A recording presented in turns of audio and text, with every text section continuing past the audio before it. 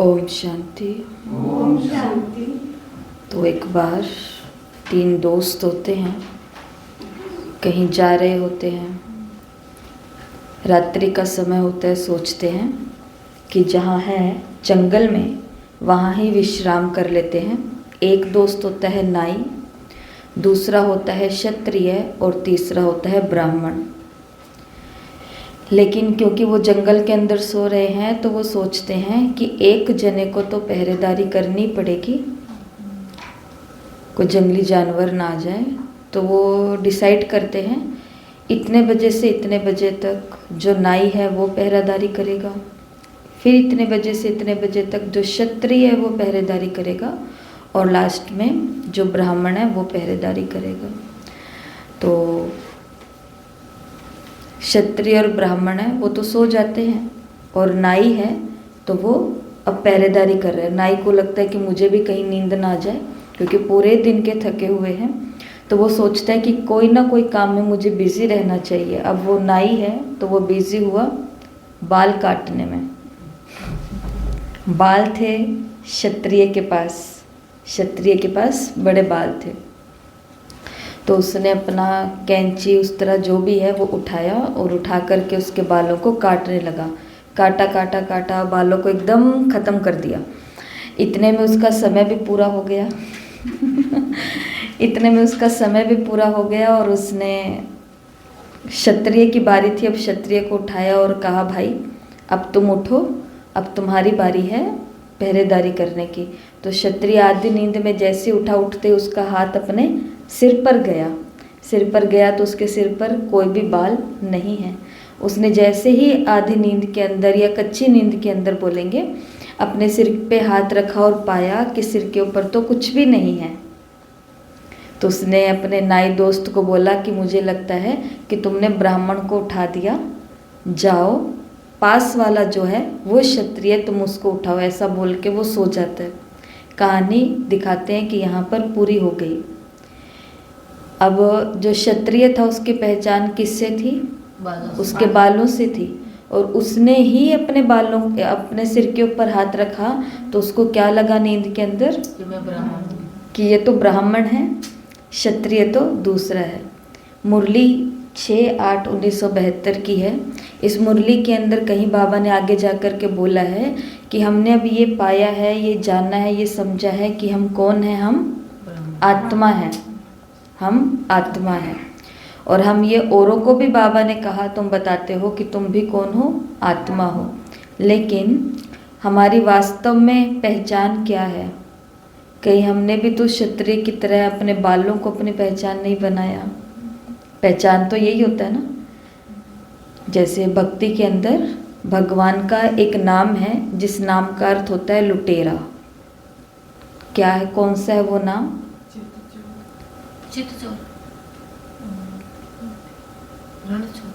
रणछोड़ तो नहीं, हरि जो नाम है, हरि का मतलब हर लेने वाला, लूट लेने वाला, चुरा लेने वाला, ले जाने वाला। तो गीत के जो बोल थे, गायक ने क्या गाए हैं कि कल रात मेरे घर एक चोर आया।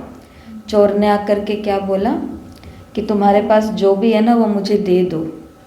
चोर ने कहा कि तुम्हारे पास जो है वो मुझे दे दो। कल रात आया मेरे घर एक चोर, आके बोला दे दे मुझे जो भी है तेरा। ध्यान से सुनना गीत के बोल। वो मुझे सब दे दे जो भी है तेरा। मैंने बोला मेरा नाम भी ले जा, मेरा काम भी ले जा, मेरा राम भी ले जा, मेरा श्याम भी ले जा। नाम भी मेरी पहचान है। उस क्षत्रिय की तरह नाम चला गया तो फिर उसके बाद हम क्या हैं? कुछ भी नहीं। हमारा जो काम, हमें जो कर्तव्य मिला हुआ है वो भी हमने क्या समझ के रखा है? यही मेरी पहचान है। मेरा राम, मेरा श्याम, माना जो हमारे इष्ट हैं, जिनकी हम भक्ति कर रहे हैं, सेवा कर रहे हैं, जिनको हम याद कर रहे हैं, हमने समझा है कि ये भी मेरा नाम भी ले जा, मेरा काम भी ले जा। तो कल रात आया मेरे घर एक चोर, आके बोला दे दे मुझे जो भी है तेरा। मैंने बोला, अब सुनो क्या क्या बोला। मेरी जीत भी ले जा, मेरी हार भी ले जा, मेरा डर भी ले जा, मेरा घर भी ले जा, मेरे ख्वाब भी ले जा, मेरा राज भी ले जा, मेरा गम भी ले जा, हर जख्म भी ले जा, मेरी जात भी ले जा, औकात भी ले जा, मेरी बात भी ले जा, हालात भी ले जा मेरा जो भी दिखे, जो दिख रहा है वो भी ले जा, जो ना दिखे वो भी ले जा, क्योंकि कुछ चीज़ें प्रत्यक्ष हैं और कुछ चीज़ें अप्रत्यक्ष हैं। ले जा मेरा जो भी दिखे, जो ना दिखे वो भी ले जा। कल रात आया मेरे घर एक चोर, आके बोला दे दे मुझे जो भी है तेरा। मैंने बोला हाँ हाँ हाँ हाँ हाँ हाँ हाँ। मेरा नाम भी ले जा, मेरा काम भी ले जा, मेरा राम भी ले जा, मेरा श्याम भी ले जा।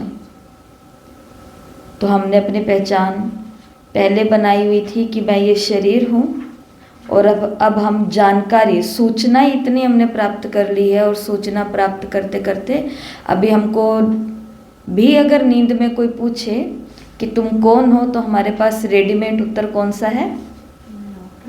मैं आत्मा हूँ। लेकिन हमें क्या इसका अनुभव है कि सच में मैं आत्मा हूँ भी या नहीं भी हूँ? क्योंकि आत्मा का जिसको अनुभव हो जाता है, वो व्यक्ति विशेष जो है वो इस संसार में रहते हुए, जिस हिसाब से बाबा ने मुरली में बोला कि जब कोई चीज़ को भट्टी के अंदर डाला जाता है, भट्टी के अंदर, भट्टी किसको बोलते हैं? देखी हुई है ना सबने, भट्टी क्या होती है, कहाँ होती है? वो खाना एक तो रसोई में होती है, भोजन के लिए जो होती है भट्टी, और बड़े बड़े भंडारे होते हैं तो वहाँ पर होटल ईंट की जो होती है। हाँ, भोजन के लिए सब आ गया, होटल है, रेस्टोरेंट है, घर है, सब है। और दूसरी कौन सी होती है? ईंट की जो होती है, ईंट जहाँ पर पकती है उसको वो होता है भट्टा, वो है भट्टा। लेकिन वास्तव में वही है असली, जिस भट्टी की बात बाबा करते हैं तो वो भट्टी नहीं, वो वास्तव में भट्टा है, जिसको ईंट का भट्टा बोलते हैं। जिसके अंदर क्या होता है, कच्ची ईंट को रखा जाता है, नीचे अंदर आग को छोड़ दिया जाता है, ऊपर भूसा लगा दिया जाता है, फिर बाद में कुछ देर तक, और वहाँ पे भी पूरा एकदम विधि से, ऐसे नहीं कि मन किया और जा कर के ईंटें रख दी, वहाँ पर भी अंदर पूरा कुछ ऐसे रहेंगी, कुछ ऐसे रहेंगी, कुछ ऐसे रहेंगी, पूरा सिस्टम विधि के हिसाब से तैयार किया होता है अंदर का, और ऊपर भूसा रख देते हैं। बाद में कुछ समय के बाद में जब टेम्परेचर पूरा दिखता है कि हो गया जितना समय था, निकाला जाता है। अब ईंटें कैसे रंग की हो चुकी हैं? लाल।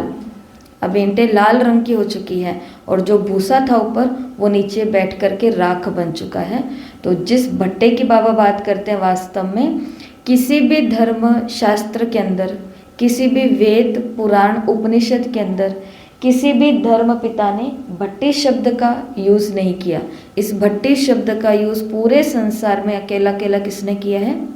शिव बाबा ने किया है। मुरली की शुरुआत होती है, मुरली की शुरुआत में बाबा कह रहे हैं कि परिवर्तन भूमि पर आए हो, तो परिवर्तन का अनुभव किया या परिवर्तन होके जाना है, तो परिवर्तन की भूमि कौन सी है? मधुबन। मधुबन के भी अंदर मुरली कौन से साल की है? 72 की। तो बाबा कहाँ की बात कर रहे हैं? पांडव भवन। पांडव भवन, तो पांडव भवन का गेट है जहाँ पे क्या लिखा हुआ है? कमल पुष्प के चित्र के साथ में पवित्र बनो, योगी बनो। तो बाबा ने कहा कि भट्टी के लिए इस परिवर्तन भूमि पर आ रहे हो,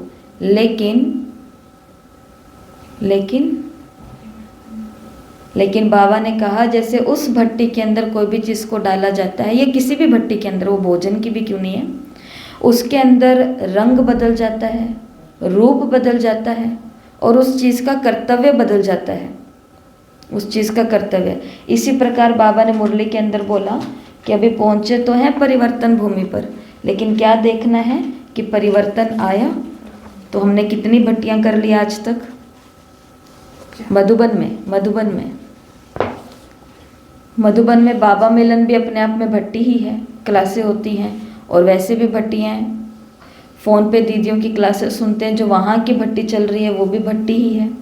क्लासेस में जो कराई जाती है एक पर्टिकुलर समय को लेकर के, दिनों को लेकर के, वो भी क्या है, भट्टी है।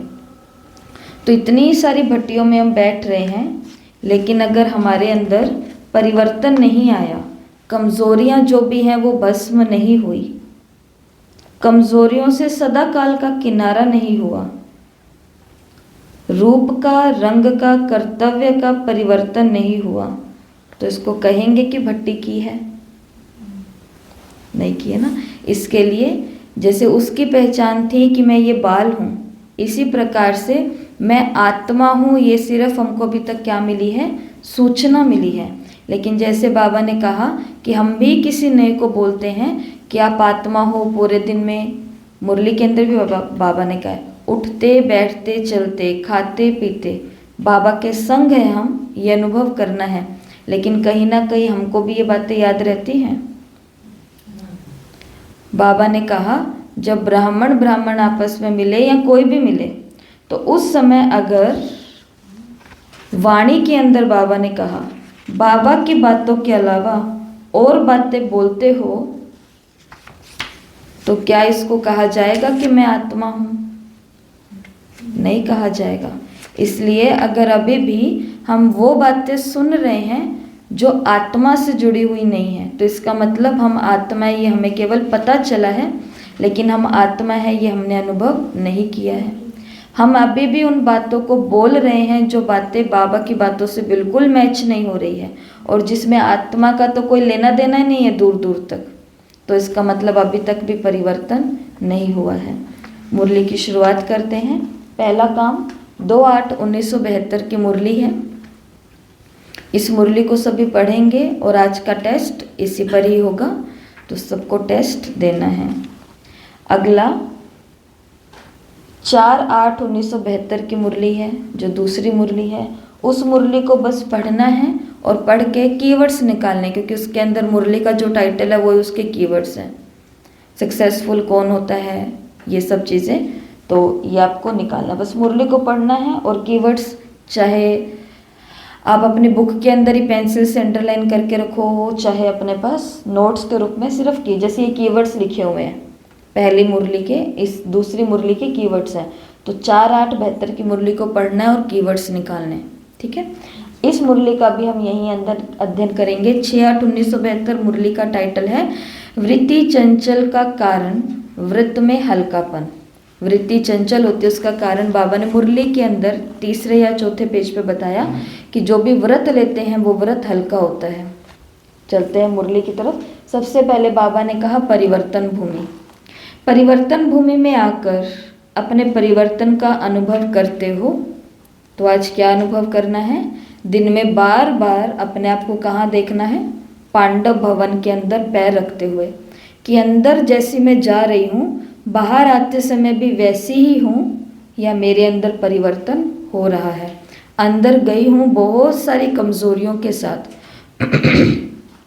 मन में भी कमी है दृढ़ता की, वाणी में भी कमी है शब्दों की या बाबा के मैचिंग शब्दों की, और कर्मों के अंदर भी बहुत अभी तक कमी दिखाई दे रही है। मुरली के अंदर बाबा ने बहुत अच्छी बात कही है धारणा की, कि अगर तुम ही धारणा मूर्त नहीं बने हो, तुमने ही पवित्रता को धारण नहीं किया है मन वचन और कर्म में, तो आने वालों को कैसे तुम धारणा कराओगे, कैसे धारणा मूर्त कराओगे? तो पांडव भवन के अंदर माना परिवर्तन भूमि के अंदर जैसी गई, क्या वैसी ही वापस निकल कर के आ गई?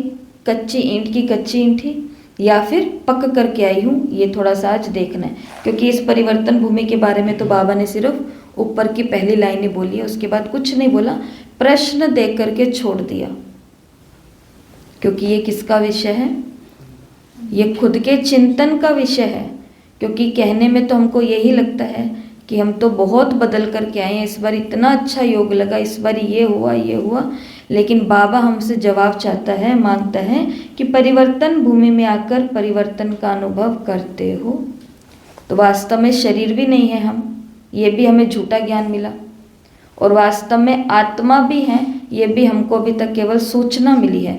तो अभी तक सूचना मिली, हमने अनुभव नहीं किया, तो हमारे लिए तो ये भी झूठ है। सच क्या है वास्तव में, जिसका हम अनुभव करते हैं? शरीर के तल पर अनुभव कर रहे हैं, तो अभी तक वही हूँ मैं, और आत्मा के रूप पर अनुभव कर रहे हैं, तो फिर मतलब कि मैं ये हूँ। ये है परिवर्तन भूमि का कमाल। आगे बाबा ने मुरली में बोला कि भट्टी के अंदर जो भी हमने बात की वही है कि भट्टी में आना अर्थात कमजोरियों और कमियों को भस्म करना। भट्टी में आना अर्थात कमजोरियों और कमियों को भस्म करना। मुरली में बाबा ने कहा कि जैसे अग्नि में कोई वस्तु डाली जाती है तो अग्नि में डाली हुई वस्तु का रंग रूप कर्तव्य बदल जाता है, वो फिर पहले वाला नहीं हो सकता। सदा काल के लिए रंग रूप कर्तव्य बदल जाता है। तो ऐसे ही अपने में अनुभव करते हो। बाबा ने क्या कहा आगे, अगर आग तेज नहीं होती, भट्टी के अंदर आग अगर तेज नहीं है तो बहुत सुंदर बात बाबा ने कही है, ना पहले का रूप रहता है और ना परिवर्तन हो पाता है, बीच में आधा अधूरा रह जाता है। तो हम कौन सी स्टेज पे हैं, ये भी अपने आप से पूछना है, बताना नहीं है कि मैं कौन से स्टेज पे हूँ, कि उधर से पूरा रूप चेंज नहीं हुआ है, शरीर हूँ भी नहीं भी हूँ, बीच में वो बातें भी आ जाती है, सारी गड़बड़ी हो जाती है, और जो मैं हूँ वास्तव में उसमें परिवर्तन आया नहीं है। तो अगर आग तेज नहीं होती ना तो ना पहले वाला रूप रहता ना परिवर्तन वाला रूप रहता, बीच में अधूरा रह जाता है। तो अपने आप को देखो, इस श्रेष्ठ संकल्प की अग्नि इतनी तेज प्रज्वलित हुई है या साधारण संकल्प ही किया है। तो ये भी बाबा ने कहा अपने आप को देखना है कि आधे अधूरे तो नहीं रह गए, क्योंकि बाबा की अव्यक्त वाणी जो है ना, साकार मुरली है, ये स्कूल की पढ़ाई है जिसके अंदर बच्चे को हर चीज़ सिखाई जाती है। छोटे बच्चे को कैसे एक एक बात सिखाई जाती है, जैसे कल की साकार मुरली में छोटे बच्चे की तरह बाबा ने हमको क्या सिखाया, चुप रहा करो। जैसे छोटे बच्चे को नहीं सिखाते कि कहीं पर जाओ तो चुप रहना है, जो खाने का मन है घर आकर के मैं खिला दूंगी, पर वहाँ पे चुपचाप एक जगह बैठे रहना।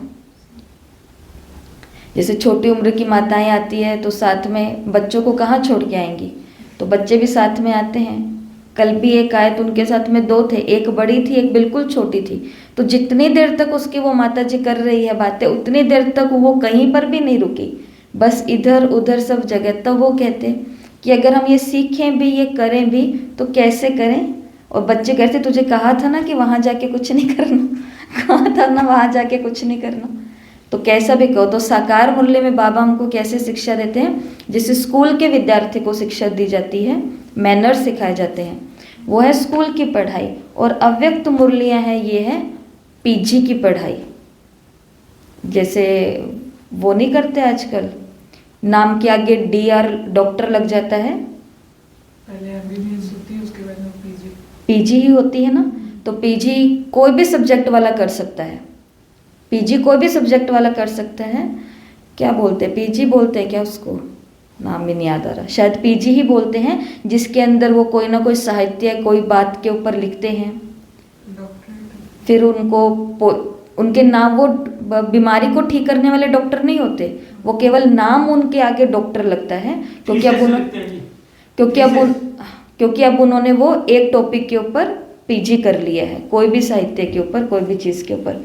इसी प्रकार से ये मुरलियाँ क्या है, एक ही बात के अंदर बाबा कई सारी गहराई में लेकर के जाता है। कौन सी गहराई में लेके गया कि अगर इस भट्टी में आ तो गए, लेकिन पहले वाला रूप भी अब हमारा रहा नहीं है, सबको पता चल गया कि हम क्या हैं और हमें भी पता चल गया, नए वाला हम परिवर्तन अपने अंदर ला नहीं रहे हैं। तो बाबा ने कहा बीच में रह जाएंगे, इसलिए आग को क्या करो, तेज करो, लपटें निकलनी चाहिए। श्रेष्ठ संकल्प, दृढ़ संकल्प, जो चलते चलते बीच में ठंडा पड़ जाता है ना मामला, तो बाबा ने कहा ठंडा मत पड़ने दो।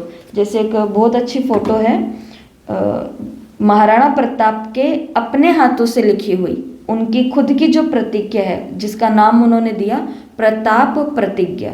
इस प्रतिज्ञा के अंदर उन्होंने क्या प्रतिज्ञा की थी, जब तक मैं शत्रुओं से अपनी पावन मातृभूमि को मुक्त नहीं करा लेता, तब तक ना मैं महलों में रहूंगा, ना शैया पर सोऊंगा, और ना सोने चांदी अथवा किसी भी धातु के पात्र में भोजन करूंगा। वृक्षों की छांव में ही मेरे महल, घास ही मेरा बिछोना और पत्ते ही मेरा भोजन करने के पात्र होंगे।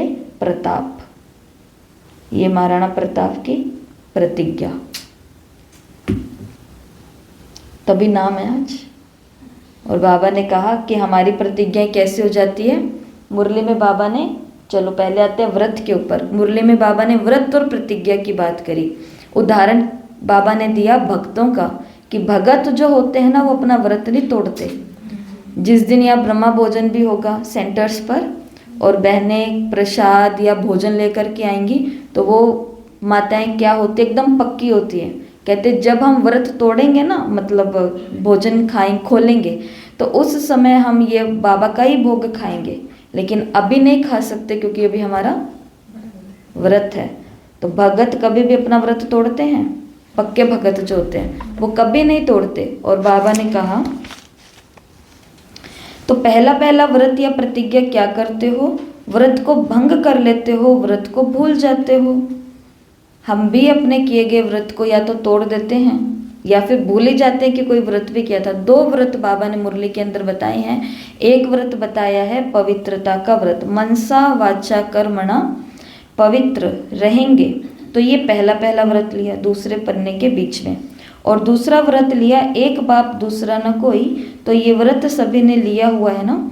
जो व्रत लेकर के बीच में छोड़ देते हैं, जो व्रत लेकर के बीच में छोड़ देते हैं, भक्ति मार्ग में जो बीच में ही व्रत का खंडन कर देते हैं, उसको पुण्य आत्मा के बदले पाप आत्मा कहते हैं। व्रत तोड़ दिया, या तो भूल ही गए या फिर खंडन कर दिया।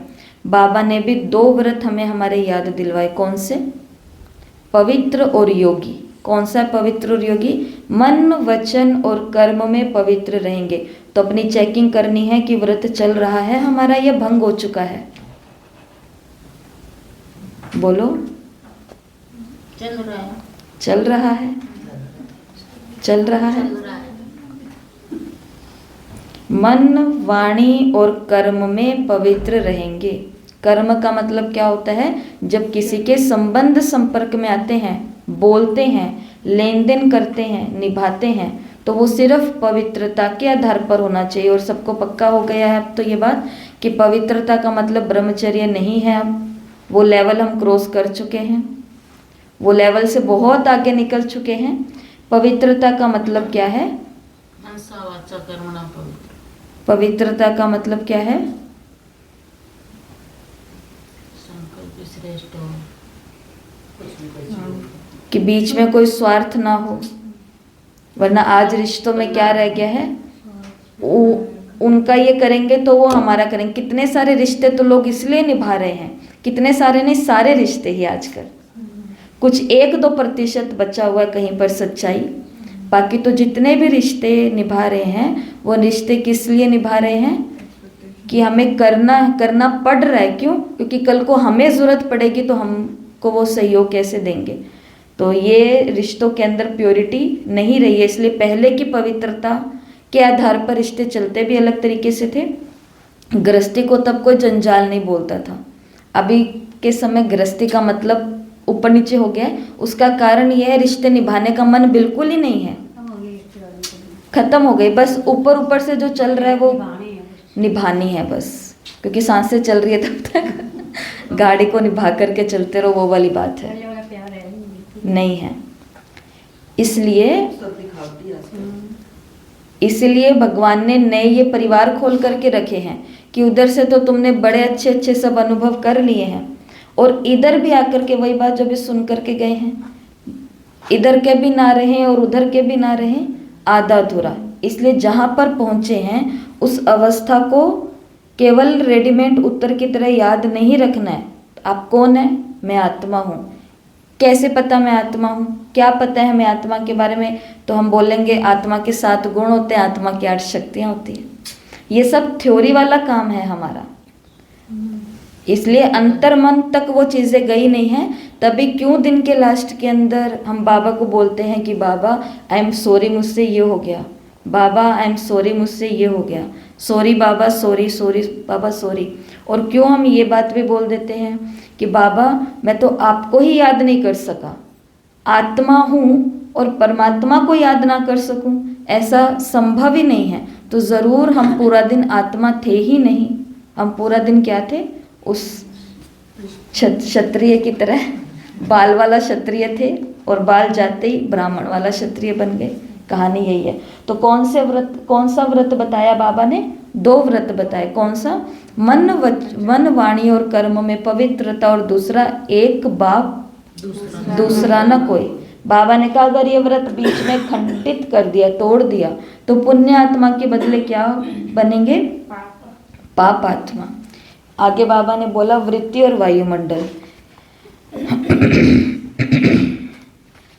बहुत सुंदर बाबा ने वृत्ति और वायुमंडल की बात की है, पेज नंबर 182। मुरली के अंदर बाबा ने कहा वृत्ति से ही वायुमंडल बनता है। अगर आपकी वृत्ति श्रेष्ठ है तो श्रेष्ठ वृत्ति के आधार से वायुमंडल भी शुद्ध हो जाएगा। जिस समय भी कोई वायुमंडल के वश होते हो, एक होता है मनसा में कमजोरी आई तो उसको तो वहाँ ही समाप्त कर लो। फिर आगे बाबा ने वर्णन करने की बात की। वर्णन करने से बाबा ने कहा क्या बनता है? वायुमंडल बनता है।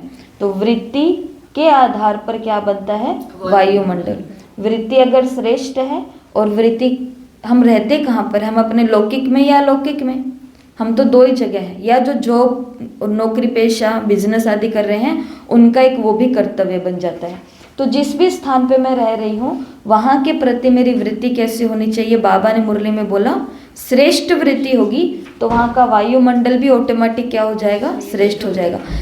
उस घर की दूसरी आत्मा चाह रही है श्रेष्ठ बनाना कि नहीं चाह रही, लेकिन हमारे वृत्ति के प्रभाव के अंदर, जैसे घर के अंदर किसी का भी मूड ऑफ होता है, बटन इधर की तरफ हो जाता है, तो उस दिन घर के बाकी लोग कितने भी खुश हों, लेकिन एक का प्रभाव औरों पर पड़ता है कि नहीं पड़ता?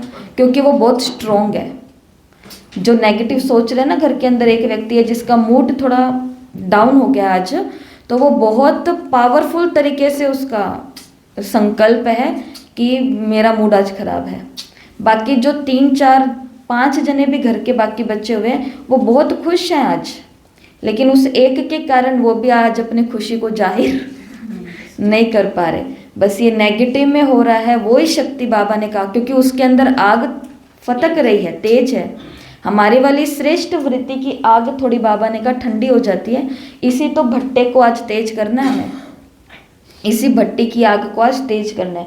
तो वृत्ति पावरफुल तो वायुमंडल भी श्रेष्ठ, पावरफुल, शुद्ध, अच्छा, स्वच्छ। ये 4 बातें।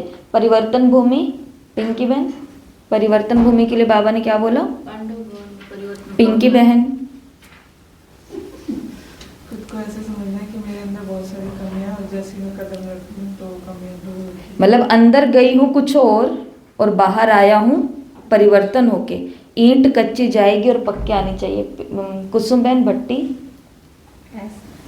ये देखना है कि हमने कितना परिवर्तन आया भट्टी में जाकर, और आज जाकर अपने से पूछ।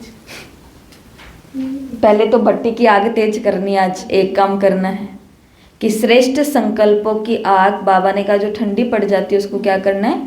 तेज आग प्रज्वलित करनी है। तो कर्तव्य, रंग और रूप सब बदल जाए। फिर व्रत और प्रतिज्ञा। कैलाश में कोई बात नहीं, देख के बोलो। एक बात दूसरा, ये 2 व्रत बाबा ने लहे, और बाबा ने उदाहरण किसका दिया? भक्तों का। जो पक्के भगत होंगे वो टूटने नहीं देते, टूट गया तो फिर उनको प्रॉब्लम हो जाती है। और वृत्ति और वायुमंडल कौन सुनाएगा? लक्ष्मी बहन, वृत्ति और वायुमंडल के बारे में क्या कहा बाबा ने? बोलो। वृत्ति श्रेष्ठ संकल्प तेज होंगे, पावरफुल होंगे तो वैसा ही वायुमंडल बनेगा। वैसा ही वायुमंडल बनेगा। आगे है धारणा, पेज नंबर 181। ये पूरा पन्ना ही धारणा के लिए है, जिसके अंदर बाबा ने 100 कॉल्ड आत्माओं को याद किया। 100 कॉल्ड आत्माएं जो भी संसार की तथा कथित महात्माएं, पंडित आदि हैं। बाबा ने कहा कि उनके एक एक बोल में कितनी शक्ति होती है। उनका एक एक बोल सामने बैठी हुई आत्मा के अंदर एक नया उमंग भर देता है, नई उम्मीद भर देता है, नया जोश भर देता है। एक एक बोल में इतनी शक्ति होती है, इतने अनुभवी मूर्त होकर के बोलते हैं। आप बोलते जाओ और वो अनुभव करते जाएं। आजकल के जो तथाकथित महात्माएं, पंडित आदि हैं, उनके अंदर भी जब अल्पकाल की ये शक्ति है तो बाबा ने कहा आप तो कोनो मास्टर सर्वशक्तिवान हो। तो जैसे किसी को भी पहला पाठ देते हो, पहला पाठ कौन सा है? आप आत्मा हो। आप कौन है? आत्मा है। तो बाबा ने कहा भाषण तो करते हैं, वो लोग भी करते हैं उस रीति से बोलना, लेकिन जो अन्य लोग नहीं कर सकते वो आप श्रेष्ठ आत्माएं कर सकती हो। यही है महान अंतर। कारण क्या है? बाबा ने क्या अंतर बताया कि वो भाषण वो भी करते हैं, भाषण बाबा के ये बच्चे भी करते हैं, लेकिन अंतर क्या है कि वो जो भाषण करेंगे उसका उनके जीवन में प्रैक्टिकल में दिखाई दे ना दे, लेकिन यहाँ पर बाबा ने कहा आप आत्मा हो, बोलते हो तो ये दिखाई भी प्रैक्टिकल में दे। वो कैसे होगा? जब अपने में सर्व शक्तियों को धारण करेंगे। अपने आप में ही अगर विशेषताएं धारण नहीं होंगी तो औरों को धारणा मूर्त नहीं बना सकेंगे, इसलिए अपनी वृत्ति को श्रेष्ठ बनाओ। बाबा ने कहा कि जैसे बाप दादा के आगे व्रत लिया कि एक बाप दूसरा ना कोई, तुम ही से सुनेंगे, तुम ही से बोलेंगे, आदि आदि आदि, ये व्रत लिया। और दूसरी तरफ आपकी बुद्धि है, बाबा ने कहा चंचल होती रहे। एक तरफ तो कह रहे हैं तुम ही संग बैठूं, तुम ही संग बोलूं, तुम ही संग खाऊं, और दूसरी तरफ योग के अंदर बुद्धि पूरी भटक रही है। वृत्ति हर चीज को देख करके चंचल हो रही है, हर चीज को देख करके चंचल हो रही है। तो बाबा ने कहा और दूसरी तरफ और दूसरी आत्माओं की तरफ चंचल वृत्ति से देखते ही क्यों हो, यह सुनते ही क्यों हो? जो बाप से सुना है वही बोलना है, और शब्द व्यर्थ शब्द की बातें करते ही क्यों हो? बाबा ने कहा कर भी कैसे सकते हो? जो बातें बाबा की नहीं हैं वो बातें बाबा ने कहा कर भी कैसे सकते हो? तो यही होता है व्रत तोड़ना। इसलिए अमृत वेले से लेकर अपने आप को चेक करो कि व्रत पर चल रहे हैं या व्रत को तोड़ दिया है। बाबा ने कहा तुम कर भी कैसे सकते हो? क्या? दूसरे जो बाबा नहीं सुनाते, जो बाबा बातें नहीं सुनाते वो बातें बाबा ने कहा तुम बोल भी कैसे सकते हो, तुम कर भी कैसे सकते हो? अगर ऐसा कर रहे हो तो माना व्रत तोड़ दिया। तो यह धारणा, धारणा अगर खुद करेंगे तो औरों को भी धारणा मूर्त बना सकेंगे। खुद की ही वृत्ति इतनी भटक रही है, चंचल है, और अपने नियर एंड डियर घर वाले और संबंधी और आस पड़ोस वालों को हम कह रहे हैं कि आप भी योग लगाओ, राजयोग सीखने से सब अच्छा हो जाएगा। वो ऊपर से तो कहेंगे हाँ, क्योंकि वो आपके उम्र की कदर करेंगे, आपके रिश्ता जो है, आप बड़े होंगे रिश्ते में, आपकी इज्जत करेंगे, लेकिन बाकी उनको दिख रहा होगा। इसलिए बाबा ने कहा अगर धारणा मूर्त बनाना तो पहले क्या करना पड़ेगा? खुद को धारणा। टीचर को स्टूडेंट को पढ़ाना पड़ता है, तो स्टूडेंट तक वो बात पहुंचाने के लिए पहले पढ़ना तो किसको पड़ेगा? टीचर को पढ़ना। और टीचर खुद ही कुछ नहीं पढ़ता और स्टूडेंट को बोल रहा है कि ध्यान से पढ़ो, ध्यान से पढ़ो, ध्यान से पढ़ो। वो आगे से बोलेंगे कि मैडम आप बताओ तो सही क्या ध्यान से पढ़े। मैडम की खुद की पढ़ाई नहीं की हुई तो वो कहाँ से बताएंगी? इसलिए पहले धारणा करो और फिर औरों को धारणा मूर्त बनाओ। हिम्मत और मदद, मुरली के अंदर बाबा जो कहते हैं वो इस मुरली में बाबा ने कहा कि हिम्मत आपकी होगी। हिम्मत किस में चाहिए? इस प्रतिज्ञा को निभाने में ही। कड़ा पहनना है, बाबा ने बोला, पवित्रता का कड़ा, पवित्रता का कंगन। तो ये कंगन जो पहना है, इस कंगन को पहनने की हिम्मत चाहिए, क्योंकि हिम्मत टूट जाती है अच्छा अच्छा बोलने की, अच्छा अच्छा खाने की, अच्छा अच्छा करने की। हिम्मत तुम एक करोगे और मदद बाबा कितनी करेगा? 100 गुणा करेगा। मुरली के अंदर बाबा ने बोला परिवर्तन करने की हिम्मत, बाबा ने कहा आप 1 कदम करोगे और बाबा मदद 100 कदम करेगा। और बाबा ने साफ साफ हिसाब बताया है, हिम्मत रखने से मदद अपने आप ही मिलती है। हिम्मत में अगर जरा भी कमी है तो मदद में भी कमी नहीं मिलेगी मदद, तो मदद में भी कमी रहेगी। कई समझते हैं मदद तो मिलेगी तो करके दिखावेंगे, लेकिन मदद मिलेगी ही हिम्मत रखने वालों को। कि बाबा तो बैठा है ना, बाबा अपने आप करेगा। बाबा ने कहा मैं नहीं। इस मुरली में बाबा ने ये देखो साफ यहाँ पर बोला है कि सिर्फ बाप के ऊपर रखना कि बाबा तो मदद करेगा तो हो ही जाएगा, ये भी पुरुषार्थहीन के लक्षण है। जो पुरुषार्थ नहीं कर सकता ना, वो व्यक्ति दुनिया में क्या बोलता है, दुनिया में भी और यहाँ पे भी, कि बाबा तो बैठा है ना, प्रभु तो बैठे हैं ना, भगवान तो बैठे हैं, ऊपर वाला सब अच्छा ही करेगा, क्योंकि वो खुद पुरुषार्थ नहीं कर रहे हैं। और मुरली के अंदर उस ऊपर वाले ने बोला कि बाप दादा को मालूम नहीं है क्या कि हमको मदद करनी है? क्या आपके कहने से करेंगे? जो कहने से करता है उसको क्या कहा जाता है? जो स्वयं दाता बनकर कर रहे हैं तो उसको अगर कह रहे हैं तो क्या ये इंसल्ट नहीं है? वो हमको रोज का खाना पीना रहना सांसें सब दे रहा है और उसको ऊपर से हम क्या बोल रहे हैं कि बाबा तो बैठा ही है मदद करेगा। तो बाबा ने कहा मैं तो ऑलरेडी ही दाता बन के तुमको सब कुछ दे रहा हूँ, ऊपर से तुम मुझे कह रहे हो कि बाबा तो बैठा ही है मदद करेगा। तो क्या ये दाता की इंसल्ट करना नहीं है जो बिन मांगे ही सब कुछ दे रहा है? और क्या बाबा को पता नहीं है कि किसकी मदद करनी है? इसलिए पहले क्या रखनी पड़ेगी? और हिम्मत किस में रखनी पड़ेगी? मुरली के अंदर बाबा ने कहा विघ्न आते हैं तो एक बाप दूसरा न कोई ये व्रत भी छोड़ देते हैं। विघ्न आते हैं तो मनसा वाचा कर्मणा पवित्रता को भी छोड़ देते हैं। इसमें बाबा ने कहा थोड़ी हिम्मत रखो। विघ्न देखो, विघ्न भी अपने आप में एक भट्टी है। ध्यान से सोचना इस विषय के अंदर। मैं सोच रही थी कि विघ्न भी तो अपने आप में एक भट्टी है। ये भट्टी है, ये मैं हूँ और ये बीच में विघ्न है। विघ्न रूपी भट्टी, भट्टी ही कौन सी है? विघ्न रूपी है। चलो, भट्टी और विघ्न अलग नहीं है, ये भट्टी और विघ्न एक ही है और यहाँ हम हैं अलग। जैसे हम इस भट्टी के अंदर जाते हैं, विघ्नों की भट्टी के अंदर जाते हैं, फिर जब बाहर निकल कर के आते हैं तो हम वो होते हैं जो हम थे पहले। हम और मजबूत बन कर के आते हैं, और समझदार बन के बाहर निकलते हैं, और काबिल बन के बाहर निकलते हैं। जिस बच्चे ने बचपन से बहुत सारे विघ्नों का सामना किया है वो आज मल्टी मिलेनियर कंपनी का मालिक हो सकता है। वो आज लोगों की समाज सेवा भी कर रहा है, वो आज दान पुण्य भी कर रहा है, मंदिर भी बनवा रहा है और साथ में कितने सारे बेरोजगारों को रोजगार भी दे रहा है। लेकिन जिसने बचपन से ही कोई विघ्नों की भट्टी में नहीं पड़ा, उसके रूप में आज भी, पहले उसके आगे वो लोग खाना पेश करते थे, अब ये लोग कर रहे हैं, कल के लिए भी उसने प्रबंध करके रखा है, कल ये लोग पेश करेंगे। समझ रहे हैं? तो विघ्न भी तो अपने आप में एक भट्टी ही है। लेकिन अगर उसको हम हिम्मत से निकालेंगे तो, नहीं तो फिर बाबा ने कहीं भट्टी की आग इतनी तेज होगी कि अंदर ही भूसे की तरह क्या बन जाएगा राख ही बच जाएगा, रूप अच्छे से परिवर्तन हो जाता है फिर तो तो हिम्मत और मदद। आगे क्या है? निश्चय और विजय। निश्चय बुद्धि विजंती। बाबा ने कहा निश्चय रखो, भगवान के अंदर, बाबा के अंदर निश्चय रखो। पूरा निश्चय बुद्धि बनना है कि बाप हमारा साथी है, वो सदा हमारा मददगार है।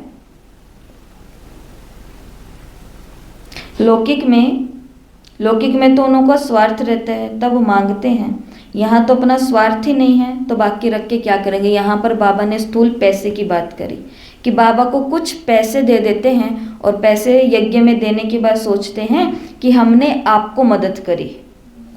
बाबा ने कहा कि इस बात में भी थोड़ा निश्चय रखो कि वास्तव में आपने बाप को मदद नहीं करी, आपने दे करके मदद किसको करी है? खुद को ही करी है। ये मुरली के अंदर कहा। तो निश्चय बुद्धि विजंती। आगे क्या है? विधि और सिद्धि। विधि, बाबा ने कहा विधि अगर सही होगी तो उससे सिद्धि भी उसी अनुपात में मिलेगी जो यहाँ पर लास्ट, बिल्कुल लास्ट में है। कोई संकल्प या बोल या कर्म सिद्ध ना हो, ये हो ही नहीं सकता। बाबा ने कहा जब सदा स्मृति रूप में रह करके कदम उठाएंगे ना, बाबा की स्मृति में रह करके, स्वयं की स्मृति में रह करके जब कोई भी कदम उठाएंगे और बाबा ने कहा उस कदम के अंदर सिद्धि ना हो, उस बोल, उस संकल्प, उस कर्म के अंदर सिद्धि ना हो, ये हो ही नहीं सकता। अगर पुरुषार्थ की विधि यथार्थ है तो विधि पूर्वक नहीं करते हो इसलिए सिद्धि भी प्राप्त नहीं होती। तो मन, वचन, कर्म के अंदर, संकल्प, बोल, कर्म के अंदर बाबा ने कहा विधि तो मिलनी ही है। विधि पूर्वक का प्रत्यक्ष फल सिद्धि मिलेगी ही मिलेगी। जैसे बाबा ने उस पहली मुरली के अंदर जादूगर को, सिद्धि रिद्धि सिद्धि वालों को याद किया कि जो दुनिया में भी रिद्धि सिद्धि वाले होते हैं वो क्या होते हैं? बहुत समय तक कोई तपस्या कर रहे होते हैं, उससे उनको सिद्धि प्राप्त हो जाती है। जिसके अंदर बाबा ने, वो उनकी एक कला होती है, आर्ट होती है। जादूगर को याद किया। बाबा ने कहा वहाँ है रिद्धि सिद्धि, यहाँ है विधि से सिद्धि। विधि पूर्वक योग करेंगे, अमृत वेला, विधि पूर्वक मुरली क्लास करेंगे, विधि पूर्वक सेवाएं करेंगे, विधि पूर्वक संकल्प में संबंध संपर्क में आएंगे, हो ही नहीं सकता कि हमें जीवन में सिद्धि ना मिले। सिद्धि का मतलब कि सामने वाला हमसे कुछ सीखे ना, सफलता ना मिले। लेकिन हमें ना रिश्तों में सफलता मिल रही है, ना कामों में सफलता मिल रही है, ना घर बार प्रॉपर्टी में सफलता मिल रही है। कई लोग बोलते हैं मैं तो जहाँ पर हाथ डालती हूँ वो काम ही खराब हो जाता है। मैं जो सोचती हूँ वो कभी होता ही नहीं है। कारण विधि सही नहीं है। आपको सोचना है सुबह 4 बजे उठ करके, आप सोच रहे हो सुबह 10 बजे, जब सभी टिफिन के लिए भागा दौड़ी मच रही है, नाश्ते पानी के लिए, उस समय अच्छा सोच रहे हो। उस समय तो माइंड और भी बहुत सारे कामों में लगा हुआ है। एकाग्रता चाहिए, एकांत चाहिए हर चीज़ के लिए। ये है पहली मुरली, ठीक है। तो धारणा मूर्त बनेंगे, औरों को तभी धारणा करा सकेंगे। हिम्मत करेंगे तभी मदद मिलेगी। निश्चय बुद्धि में ही विजय। और निश्चय किस पर रखना है? स्मृतियों पर। विधि से ही क्या मिलेगी? सिद्धि मिलेगी। अब इस मुरली के अंदर जो बाबा ने व्रत की बात की है, दूसरा व्रत कौन सा था? एक बाप दूसरा न कोई। तो 10 परमात्म समर्पण सूत्र हैं। अभी मैं बोलूंगी और मेरे साथ साथ सभी इसको यहाँ से देख करके या रिपीट करना, क्योंकि ये हमारे अंदर रोम रोम तक या सबकॉन्शियस माइंड तक ये सारी बातें चली जानी चाहिए। तो पहला समर्पण का सूत्र है। शिव बाबा के ऊपर क्या होना है? समर्पण होना है। तो 10 परमात्मा समर्पण सूत्र। पहला, मेरा तो एक शिव बाबा दूसरा न कोई। मेरा तो एक शिव बाबा दूसरा न कोई। मेरा तो एक शिव बाबा दूसरा न कोई। मेरा तो एक शिव बाबा दूसरा न कोई। एक से सर्व संबंध। एक से सर्व संबंध। एक से सर्व संबंध। एक से सर्व संबंध। एक के प्रति समर्पण भाव। एक के प्रति समर्पण भाव। एक के प्रति समर्पण भाव। एक के प्रति समर्पण भाव। एक की याद। एक की याद। एक का संग। एक का संग। एक से प्यार। एक से प्यार। एक की याद। एक की याद। एक का संग। एक का संग। एक से प्यार। एक से प्यार। एक बल एक भरोसा। एक बल एक भरोसा। एक बल एक भरोसा। एक बल एक भरोसा। एक से रूह रिहान। एक से रूह रिहान। एक से रूह रिहान। एक से रूह रिहान। एक के साथ सर्व कर्तव्य। एक के साथ सर्व कर्तव्य। एक के साथ सर्व कर्तव्य। एक के साथ सर्व कर्तव्य। एक ही सब कुछ, एक में ही सब कुछ। एक भी सब कुछ, एक में ही सब कुछ। एक ही सब कुछ, एक में ही सब कुछ। एक ही सब कुछ, एक में ही सब कुछ। अब आंखें बंद। अब मैं बोलूंगी और अब आपको मुख से नहीं, मन से अपने आप को बोलना है, अंदर ही अंदर रिपीट करना है। मेरा तो एक शिव बाबा दूसरा न कोई।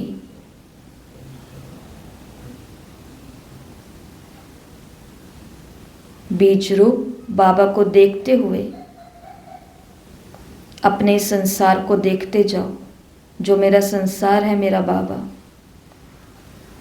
एक से सर्व संबंध।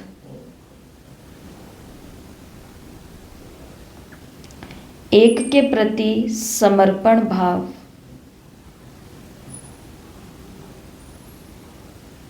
एक की याद। एक का संग। एक से प्यार। एक बल एक भरोसा।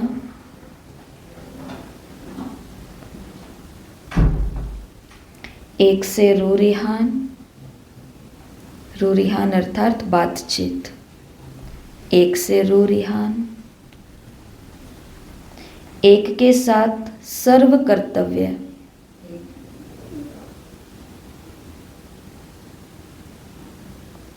एक ही सब कुछ, एक में ही सब कुछ।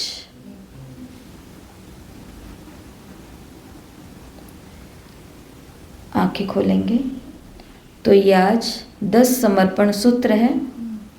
ग्रुप में आ जाएंगे अपने पास लिख लेना, अच्छे से पढ़ लेना, याद कर लेना। 1 मिनट का ऑडियो बनाना है और ग्रुप में भेजना है। 1 मिनट का ऑडियो बनाना है और ग्रुप में भेजना है। भक्ति के अंदर बोलते हैं कि राम से ऊंचा राम का नाम, नाम जिसको हम मुख से बोलेंगे, जो हम बोलते हैं, जैसे हम इतनी देर से जो हम बोल रहे हैं, जो बोल रहे हैं वो किसी इंसान के शब्दों को बोल रहे हैं या परमात्मा महावाक्यों को?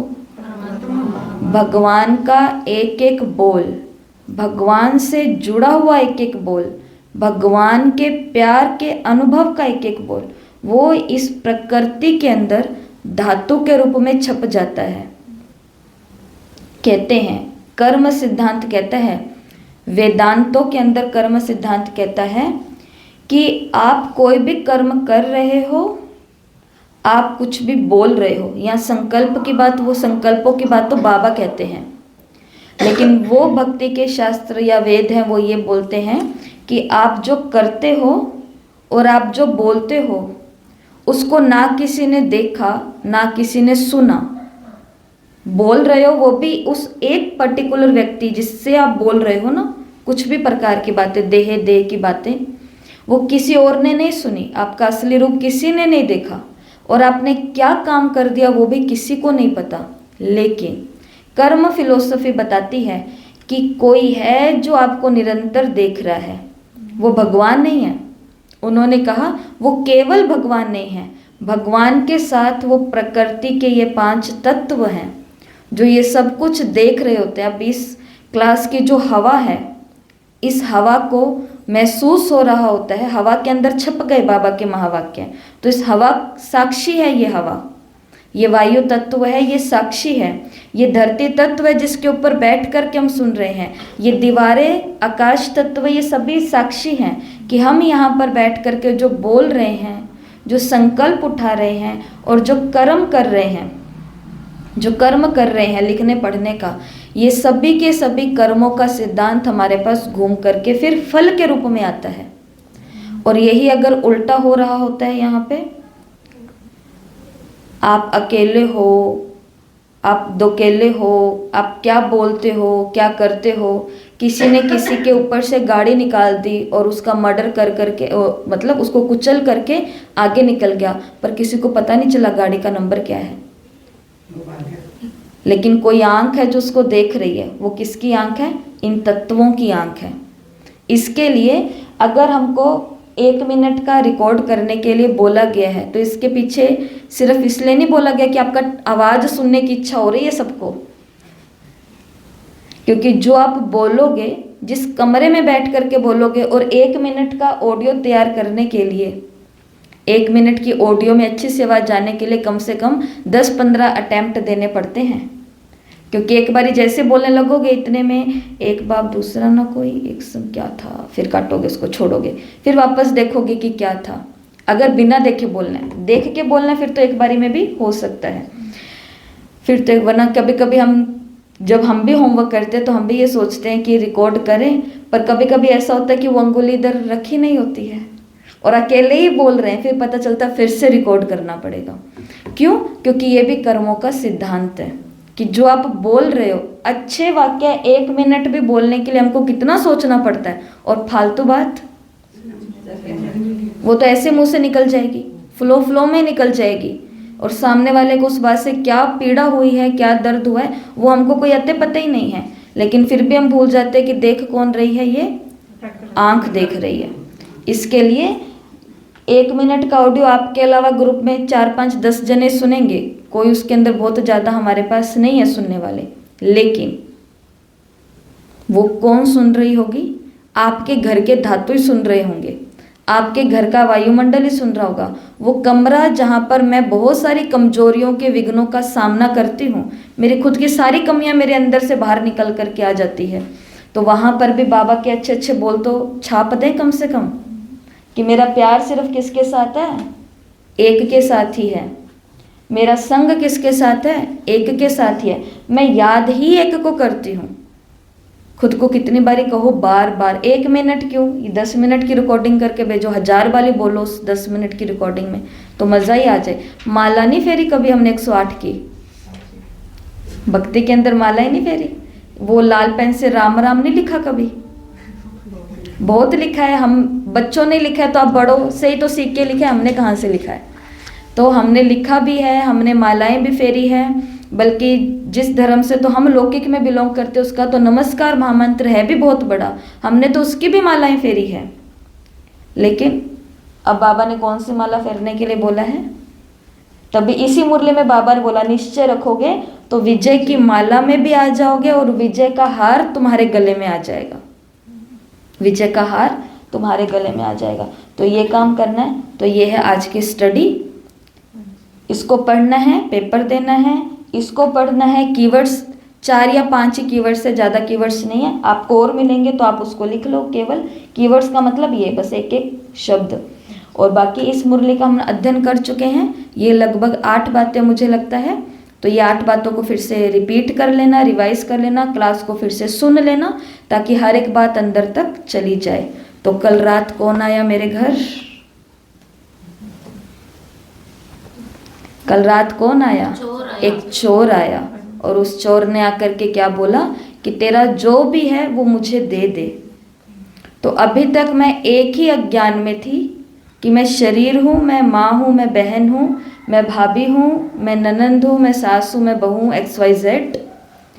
अब हमको ये भी अज्ञान हो गया कि मैं आत्मा हूँ। ये हमको अज्ञान, अभी तक ज्ञान नहीं है।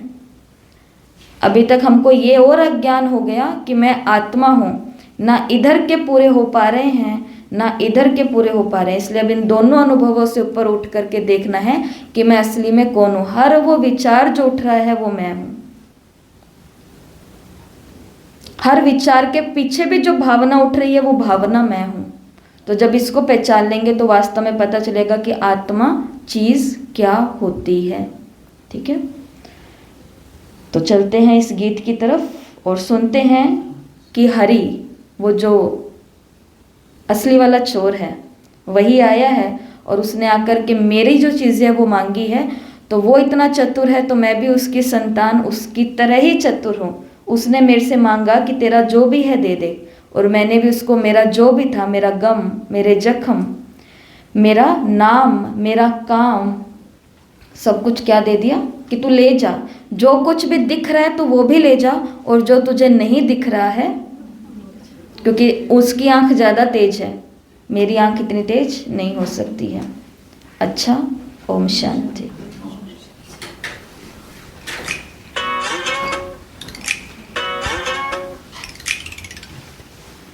कल रात आया मेरे घर एक चोर आके बोला, दे दे मुझे जो भी तेरा है। मैंने बोला,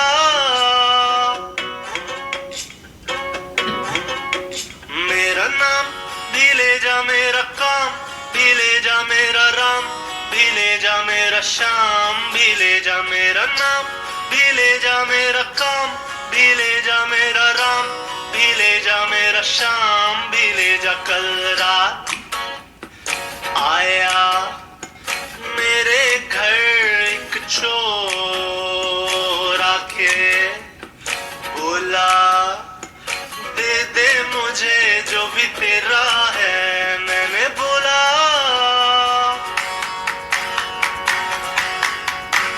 मेरी जीत भी ले जा, मेरी हाथ भी ले जा, मेरा डर भी ले जा, मेरा घर भी ले जा, मेरे ख्वाब भी ले जा, मेरे राज भी ले जा, मेरा गम भी ले जा, हर जख्म भी ले जा, मेरी जात भी ले जा, औकात भी ले जा, मेरी बात भी ले जा, हालात भी ले जा। ले जा मेरा जो भी दिखे, जो ना दिखे, वो भी ले जा। कल रात आया मेरे घर एक चोर आके बोला, दे दे मुझे जो भी तेरा है। मैंने बोला,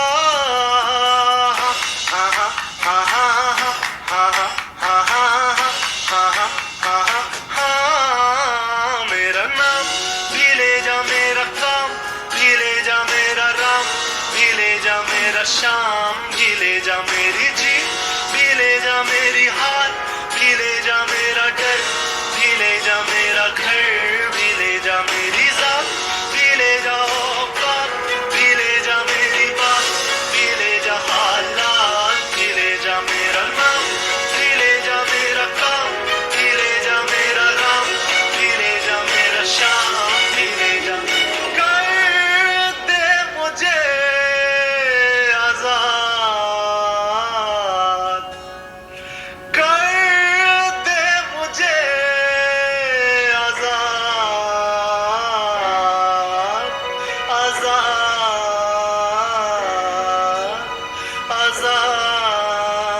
आजाद कल रात आया